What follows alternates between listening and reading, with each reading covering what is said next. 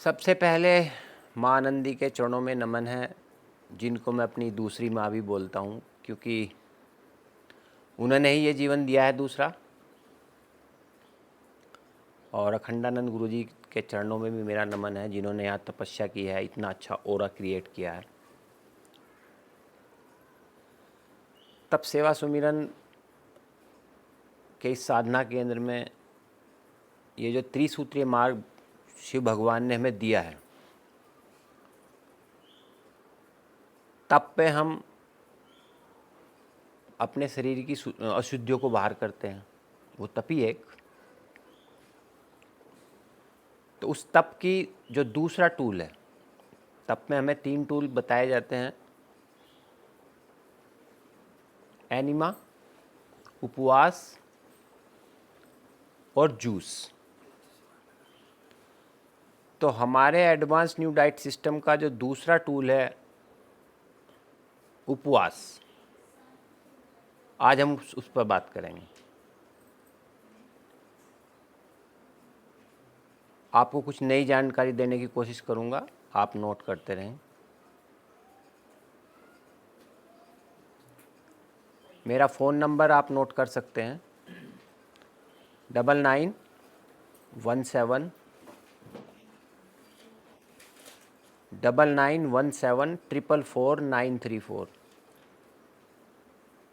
और मेरा YouTube channel भी है, सचिन राठी 25 करके। उसे आप यूट्यूब पे जाके अन्य जानकारी ले सकते हैं। 9917 और यूट्यूब चैनल है अपना सचिन राठी 25 करके। बात करते हैं आज उपवास पर। उपवास का मतलब होता है अपने ही पास रहना। उपवास, अपने नज़दीक रहना, परमात्मा के नज़दीक रहना।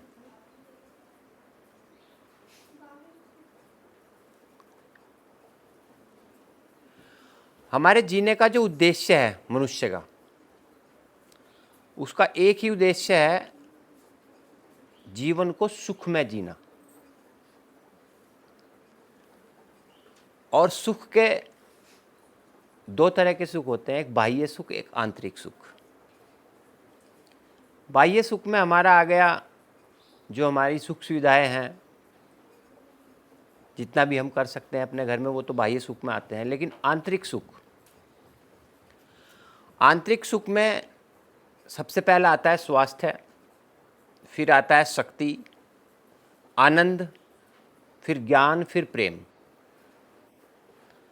तो सबसे पहले हम बोलते हैं कि पहला सुख निरोगी काया। तो अभी हम पहले सुख की तरफ कदम बढ़ा रहे हैं, आप और हम।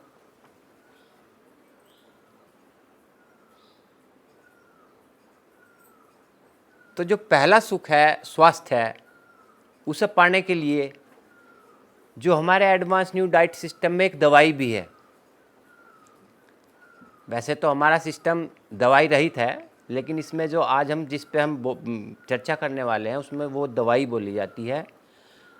उसको संस्कृत में बोलते हैं लंघन परम औषधम। लंघन परम औषधम। जो लंघन है, जो उपवास है, उससे बड़ी कोई दवाई नहीं है संसार में।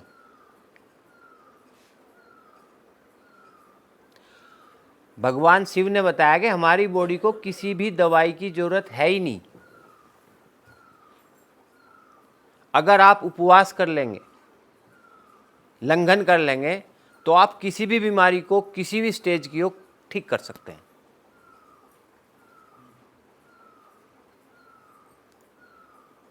हमारे ऋषि मुनियों ने अब से सदियों पहले वो तो लंघन करते आए हैं।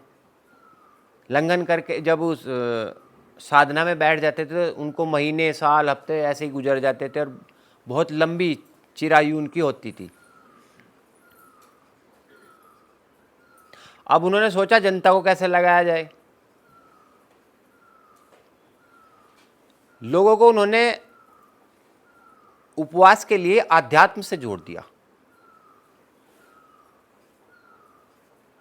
क्योंकि हर किसी को आप समझा नहीं सकते और उन्होंने उस समय इस तरह का सिस्टम बनाया कि जैसे रोज के हिसाब से सोमवार का व्रत कर लो भगवान शिव के लिए, मंगलवार का हनुमान जी के लिए कर लो, या बुधवार का अन्य किसी, सब ऐसे रिलीजियन बांट दिए।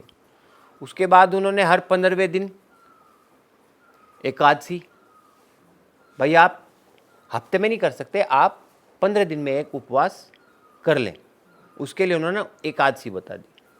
महीने में 2 होती है। इसके बाद फिर हमारे साल में 4 नवरात्रे आते हैं, वो भी उन्होंने हमारे रिलीजन से जोड़ दिए, और वो सभी धर्मों के, आपके मोमडन्स के अलग होते हैं, अदर के अलग होते हैं, होते सब में हैं। उनका उद्देश्य ये था कि लोग किसी तरह उपवास करें और अपने आप को स्वस्थ रखें, क्योंकि उस टाइम मॉडर्न साइंस इतनी डेवलप थी नहीं, लेकिन आज डेवलप भी है तो भी वही काम करता है उपवासी।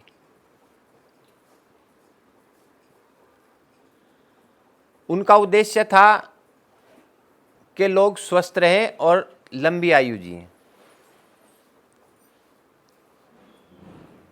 आज लोगों ने उपवास एक तरह से खंडित हो चुके हैं हमारे। अगर कोई उपवास करेगा भी तो आप जनरली अपना उपवास सोच लो आप कैसे करते हो घर पे। जिस दिन उपवास होता है उस दिन अन्य दिनों से ज़्यादा आप राशन अंदर डाल लेते हो। अरे वो लिस्ट बन जाती है पहले ही, जनाब को लिस्ट दे दी जाती है कि ये सामान आ जाना चाहिए, व्रत आगे। ऐसा ही हमारा बाजार हो गया, बाजार भरा पड़ा है, चिप्स लाइन से लग रहे हैं, वो फास्टिंग के हैं, नमकीन फास्टिंग की आ गई, मिठाइयाँ फास्टिंग की आ गई, और बहुत कुछ। किसी भी होटल पर जाओगे तो उसका एक अलग ही केबिन होगा जिसमें फास्टिंग का सारा आइटम लगा होगा। वो सब बकवास है, फास्टिंग ऐसे होती नहीं। उपवास का मतलब है बिल्कुल खाली छोड़ना। भाई उपवास का मतलब यही तो है कि आपको शरीर को केवल खाली छोड़ना है, कुछ डालना ही नहीं है। हमारे एडवांस न्यू डाइट सिस्टम में जो उपवास है वो ये है कि आपको ऊपर से कुछ डालना ही नहीं है। शरीर करता क्या है उपवास में, अब इस पे आ जाओ, इसके टेक्निकल पॉइंट पे आ जाते हैं।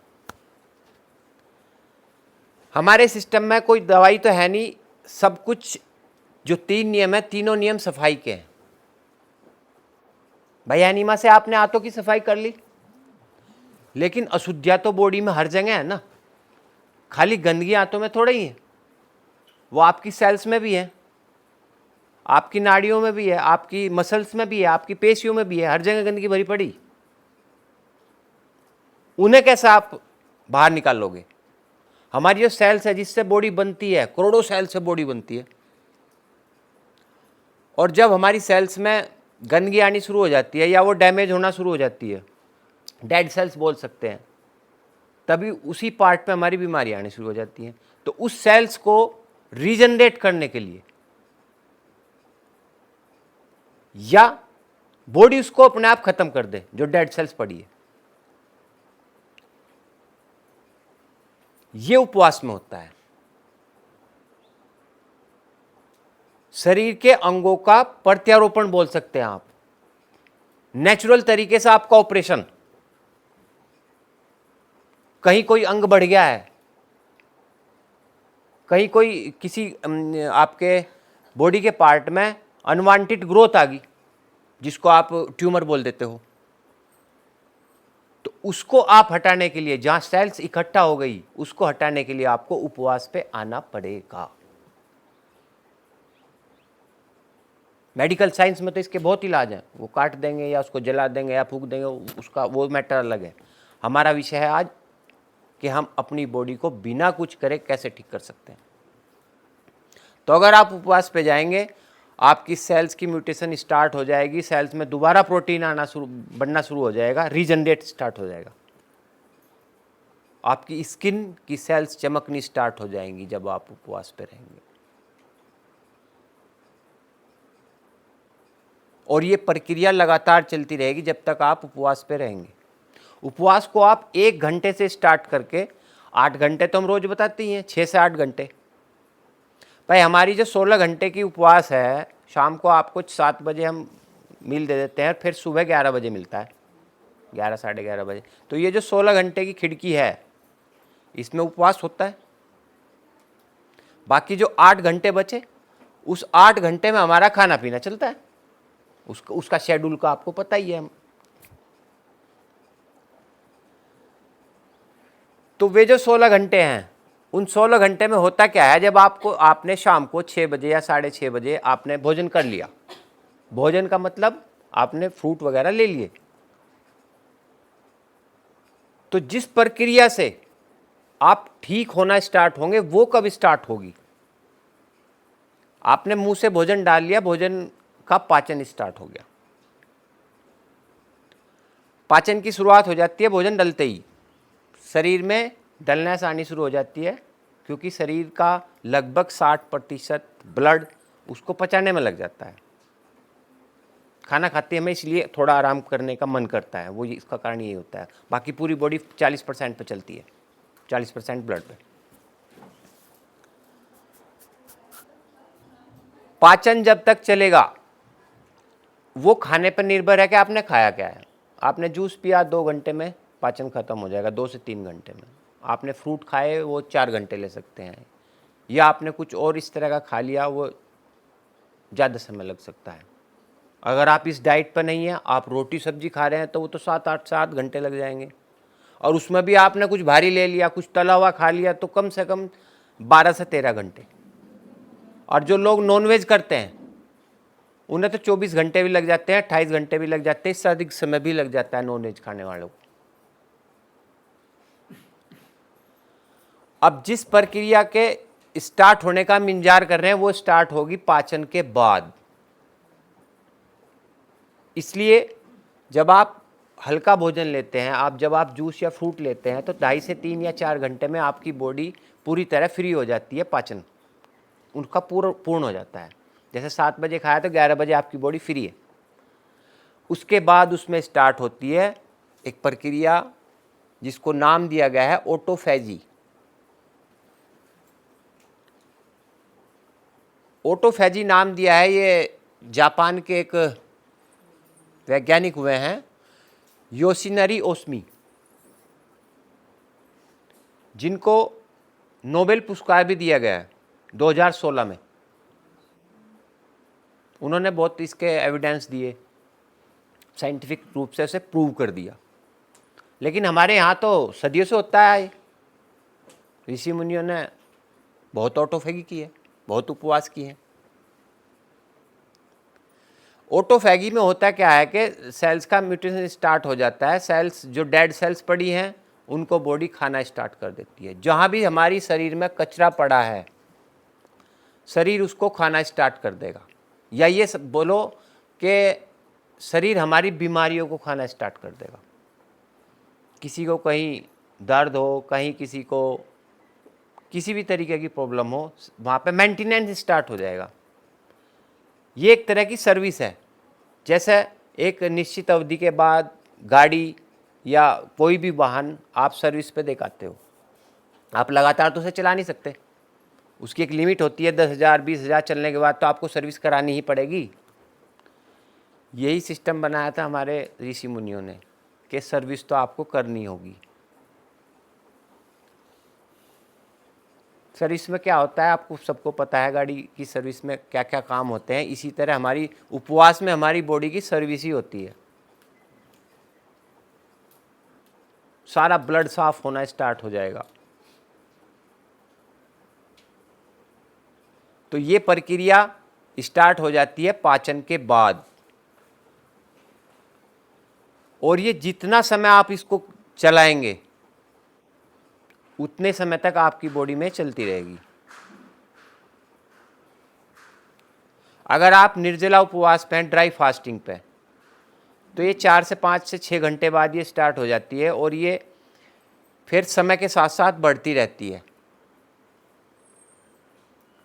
24 घंटे बाद ये डबल स्पीड में काम करती है। 36 घंटे बाद तो बहुत तेज़ी से काम करती है। किसी को कहीं पेन हो रहा है, वो उपवास कर लो, एक दिन का पेन खत्म हो जाएगा या कम हो जाएगा। और जितना लंबा उपवास आप करेंगे पेन कम ही होता चला जाएगा, क्योंकि बॉडी वहाँ पे लग चुकी है। बॉडी हमेशा वही काम करती है उपवास में जहाँ पे उसको ज़रूरत है, जहाँ पर मेंटेनेंस की बॉडी में जहाँ ज़रूरत है ना, वो वही उसी पार्ट पे लग जाएगी। हमारी बॉडी बहुत इंटेलिजेंट है, इसलिए उपवास को बोला गया है लंघन परम औषधम। उपवास को आप 3 तरीके से कर सकते हैं। एक तो निर्जला उपवास हो गया, ड्राई फास्टिंग होगी। उसके बाद आप वाटर फास्टिंग कर सकते हैं।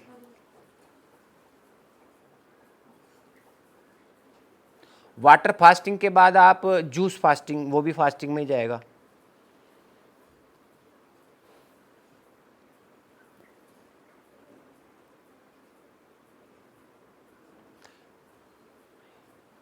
जैसे ही आप बॉडी में ऊपर से कुछ डाल दोगे मुंह से, वो प्रक्रिया ऑटोफैजी एकदम रुक जाएगी, मेंटेनेंस बंद, बॉडी फिर डाइजेशन मोड पे आ जाएगी। उसका दूसरा स्विच ऑन हो जाएगा बॉडी का, जो वो काम कर रही थी वो स्टॉप होके अब दूसरा काम स्टार्ट हो गया। जो आपने ऊपर से डाला है अब उस पर काम स्टार्ट होगा। जनरली हम लोग कर क्या रहे हैं, हम बॉडी को इतना दे रहे हैं कि उसमें ऑटोफैगी तो शुरुआत होती ही नहीं कभी। आपने सुबह नाश्ता कर लिया, 8 से 9 के बीच अक्सर सब कर लेते हैं जनरली, जब घर पे होते हैं आप। यहाँ की बात छोड़ दो, अभी मैं एक जनरली बात कर रहा हूँ। और नाश्ते में आपने क्या लिया वो भी नहीं बात करते, वो आप सबको पता है। आपने हैवी नाश्ता कर लिया, नाश्ता चला वो भाई 4 से 5 घंटे, तो उसको जब ये वो पेट में रहेगा तो उसको डाइजेशन पर चलेगी बॉडी। उसके बाद तो ताकत आनी चाहिए। उसके बाद जब पाचन हो गया 5 से 6 घंटे में, तो नंबर आता है अपना ऑटोफैजी का। लेकिन आपने क्या करा, दोपहर 1-2 बजते ही वो जो टिफिन रखा या घर पे हो तो उनको बना लो, तो बॉडी को आपने फिर भर दिया, उसको रेस्ट ही नहीं दिया। मशीन लगातार चल रही है आपकी, भाई गाड़ी जब गर्म हो जाए चलती चलती उसे रेस्ट भी तो देते हैं, लेकिन हम रेस्ट नहीं दे रहे। दोपहर में हमने फिर खा लिया, वो प्रक्रिया चली फिर 5-6 घंटे हजम होने की। फिर शरीर ने सोचा कि हाँ अब तो रेस्ट मिलेगा, लेकिन नहीं, 7-8 बजते ही आपका फिर अलार्म बज गया, आपको फिर खाना शाम को। वो आप वो बोलने की जरूरत नहीं, वो आप लेते ही हो। तो कहने का मतलब है आपने बॉडी को रेस्ट नहीं दिया, और रेस्ट नहीं दिया तो बॉडी में ताकत भी नहीं आई और ना बॉडी की सफाई हुई। टॉक्सिन्स भरते चले गए, गंदगी जमा होती चली गई। पहला खाना पचा नहीं, ऊपर से दूसरा खाना आपने डाल दिया, और दूसरा पचा नहीं आपने तीसरा डाल दिया। तो ये प्रक्रिया सालों साल चलती जा रही। आपका पेट बढ़ता जा रहा, आपका वेट बढ़ता जा रहा, आपकी जो स्ट्रक्चर है वो इधर उधर होती जा रही बॉडी की। किसी को कहीं दर्द स्टार्ट हो गए, किसी को गैस है, किसी को कब्ज है, किसी को फलाना डिकड़ा, पता नहीं क्या क्या। इस बात पर किसी ने ध्यान नहीं दिया कि आपकी गाड़ी जो है ओवरलोड चल रही। केवल ले रहे हैं, निकाल रहे ही नहीं। जितना बॉडी ने खुद निकाल दिया, आप उससे संतुष्ट हो, लेकिन जो स्टोरेज भर रखा है, वो जो फुल चल रहा है, उसको तो नहीं निकाला। तो आइंदा से मेरा बताने का आपको यही है कि शरीर को खाली जरूर छोड़ें, उपवास पे जरूर छोड़ें, अगर आपको अपनी बीमारियों से को हटाना है। जब आप उपवास में होंगे, आपका सबसे पहले जो अटैक होगा बॉडी का, फैट पे होगा। सबसे पहले फैट भागना शुरू हो जाएगा। उसके बाद जितने भी बॉडी में वायरस पड़े उनका नंबर आ जाएगा, जितने भी बैक्टीरिया पड़े हैं उनका नंबर आ जाएगा, जितने भी फ्री रेडिकल्स जो बीमारियों का कारण होते हैं वो उनका नंबर आ जाएगा। लेकिन उसको आपको उसी हिसाब से अपनी विंडो सेट करनी होगी, उसी हिसाब से आपको करना होगा। हम ये नहीं कहते कि आप एकदम से 10 घंटे का, 12 घंटे का, 24 घंटे का शुरू कर दो, नहीं।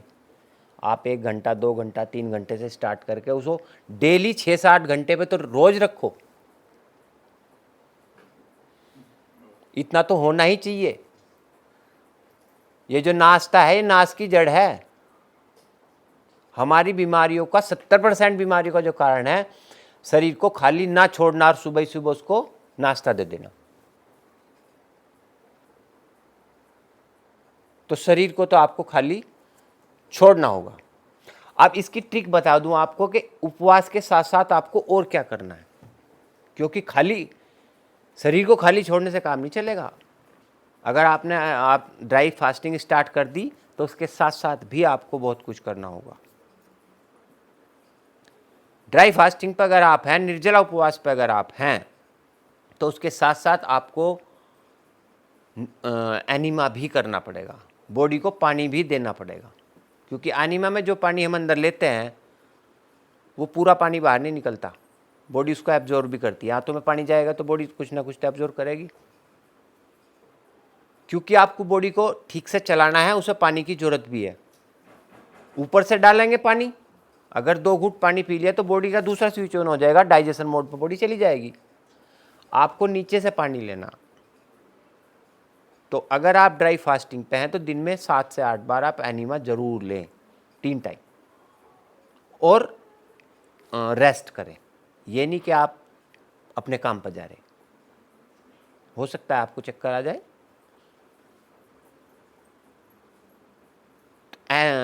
उपवास के साथ साथ आपको एनीमा जरूर लेना है।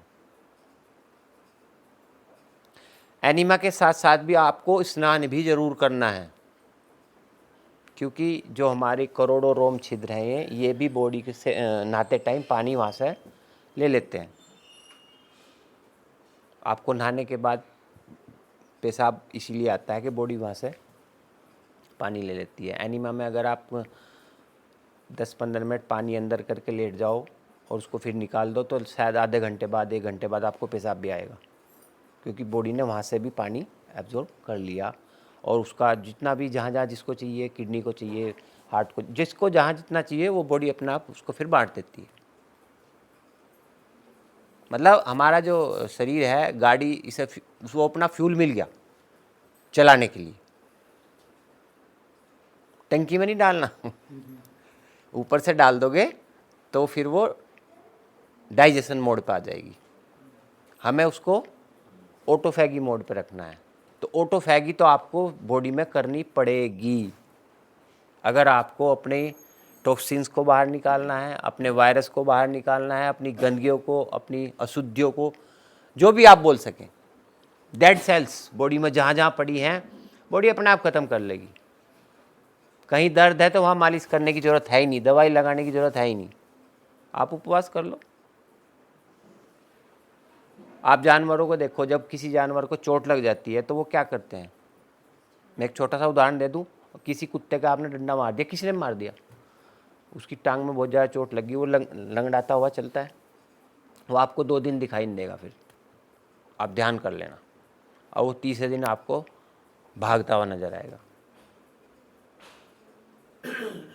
ऐसे ही आपने पढ़ा भी होगा, बाज जब बुजुर्ग हो जाता है तो वो कहीं एकांत में जाकर बैठ जाता है और उपवास पे चला जाता है।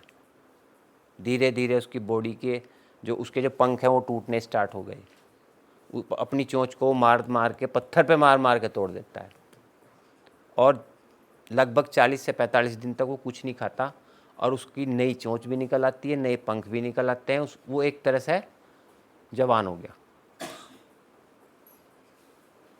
वो फिर उससे फिर दोबारा उड़ान भरता है। सबसे बड़ा उदाहरण तो ये समझ लो आप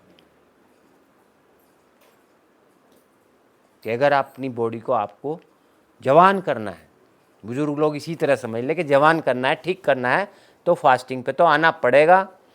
आप वीकली आ जाओ भाई, भगवान के नाम पे आ जाओ, राम के नाम पे, शिव के नाम पे, हनुमान जी के नाम पे, किसी एक दिन कर लिया करो, हफ्ते में 15 दिन में कर लिया करो। एकादशी आती है, वो एकादशी के बहुत लाभ भी बताते हैं आजकल, उस पर सोशल मीडिया पे फला डेट पे फला आ रही है, और आप ये करेंगे ये करेंगे, ये सब बकवास है। उपवास कर लो, आपके सारे दुख मिट जाएंगे, क्योंकि हमारा जो मेन उद्देश्य क्या है, शरीर को स्वस्थ रखना, क्योंकि ये शरीर ही अगर स्वस्थ रहेगा तो ही आप सुख भोग सकते हैं, अन्य सुख आपके बेकार हैं। आपका शुगर बढ़ रहा, आपका दर्द हो रहा कहीं, आप 1 करोड़ की गाड़ी में भी जा रहे हैं, आप बेचैन रहोगे। आप कितने बड़े महल में रह लियो, अगर बीमार हो तो आपको सुकून नहीं मिलेगा, क्योंकि सुकून तो शरीर में ही है। भगवान भी शरीर में ही है जिसको हम ढूंढते घूमते रहें। सब कुछ अंदर ही तो है हमारे। माता जी यही तो बताती हैं, फीलिंग करो। जैसा आप फील करोगे, जैसा आप अपने आप से बोलोगे, ऐसे ही आपके होते चले जाओगे। तो वे रास्ते तो आपको छोड़ने होंगे अगर आपको अपने आप को बर्बाद होने से रोकना। क्योंकि आज हर घर में बीमारी है, और बीमारी में तुम्हें पता ही है, मेडिकल लाइन में घर खाली हो जा, अकाउंट खाली हो जा, और रिश्तेदारों के अकाउंट भी खाली हो जा। आप ठीक नहीं हो रहे, देख रहे होंगे आप, नहीं ठीक होते लोग। इसमें तो 1 रुपया लगना ही नहीं, इसमें तो कुछ लगना ही नहीं। सिर्फ अपने आप को सोचना है, साधना है, और काम पे लग जाना है। इस सोच से भी दूर होना है कि हाँ मैं मोटा हूं तो पतला हो जाऊंगा, लोग मुझे क्या कहेंगे। इस चक्कर में भी लोग उपवास नहीं करते, खाना नहीं छोड़ते या खाना कम नहीं करते, क्योंकि समाज में एक वो बना हुआ है कि मोटे गाल मोटा पेट, तो वही खाते पीते घर का है, वही मजबूत है। तो सोच तो हमें बदलनी पड़ेगी। इसके बाद इसका एक तीसरा पार्ट आता है उपवास का, वो बहुत ज़रूरी है। आपने जो उपवास किया वो कितने ही समय का किया हो, जो भोजन बचा, भाई जो भोजन आप उस बीच में करने वाले थे, उस भोजन का आप वितरण करें। जो भी बचा उसको आप, या उतने पैसे आप किसी गरीब को खिला दें। ये भी साइंटिफिक है। अगर उस को आप सेवा में नहीं लगाएंगे तो भी आपको लाभ नहीं मिलेगा, ये आप करके देख लेना। अगर उस पार्ट को आपने सेवा में लगा दिया तो आपको दुगुना लाभ मिलेगा।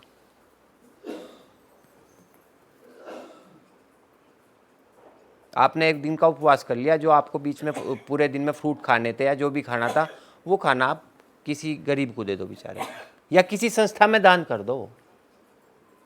ये दशांश बोला जाता है, 10वां हिस्सा। आपकी इनकम का 10वां हिस्सा दान में जाना चाहिए। ये मानस योग साधना में है, ये लिखा हुआ है। ये जो इस तरह की, ये जैसे ये संस्था, इसकी बात कर लूँ मैं, यहाँ भी दशांश आता है, लोग देते हैं, ठीक होते हैं, देते हैं।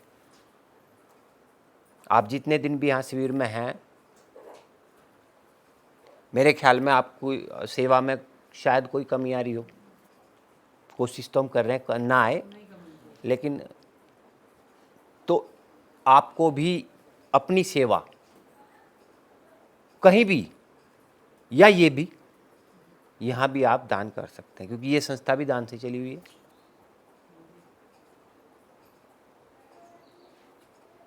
और मेरे ख्याल में हमारे देश की तो पहली संस्था है जो लोगों को बुलाकर स्वस्थ करके उनके घर भेज रही। किसी से कोई मांगा हो तो बता दो। आज तक 3 साल से तो मैं जुड़ा हुआ, लेकिन चल रहा है। आप जैसे अच्छे लोग आ रहे हैं, दान दे रहे हैं, या अपना दशांश दे रहे हैं, और ये संस्था चल रही है।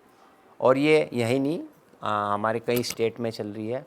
और माता जी का तो सपना है कि हर स्टेट में ऐसे आश्रम खोलूँगी और लोगों की ऐसे ही सेवा करूँगी। देखो, उनका तो कोई भी नहीं, आप और हम ही तो उनका परिवार है। उन्होंने तो संन्यास ले रखा, शादी नहीं करी, कुछ नहीं करी, लेकिन उनका उद्देश्य देखो जीवन का क्या है। जितना प्यार शायद वो अपने बच्चों से ना करती, वो आपसे, हमसे करती है।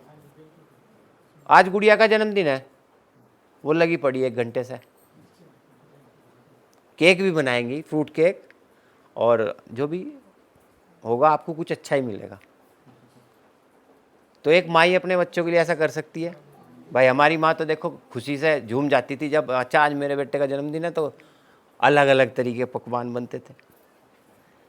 तो मैं उस माँ की वह सोच बता रहा हूँ आपको कि उनका विजन कितना बड़ा। हम तो सिर्फ अपने शरीर के लिए कर रहे हैं, लेकिन उस माँ के बारे में सोचो आप, जो पूरे संसार के बारे में सबके लिए सोच रही। पहले उन्होंने अपने आप को ठीक किया, उनको भी दिक्कत थी। आप उनकी वीडियो देखना, बहुत तप किया इन्होंने। फिर जब अपने आप ठीक हो गए तो उसके बाद सेवा में लग गई। इस आश्रम को उसमें जोड़ दिया सेवा में। पहले तो ये बहुत कम था, 2-4 ही कमरे थे नीचे। लोगों को ठीक करती चली कि पता नहीं कितने लोगों का कैंसर ठीक कर दिया, कितने लोगों की अर्थराइटिस ठीक कर दी, कितने लोगों की पता नहीं कितनी बड़ी बड़ी बीमारियां ठीक होगी। और लोग आते हैं, सेवा करते हैं, आप और हम जैसे।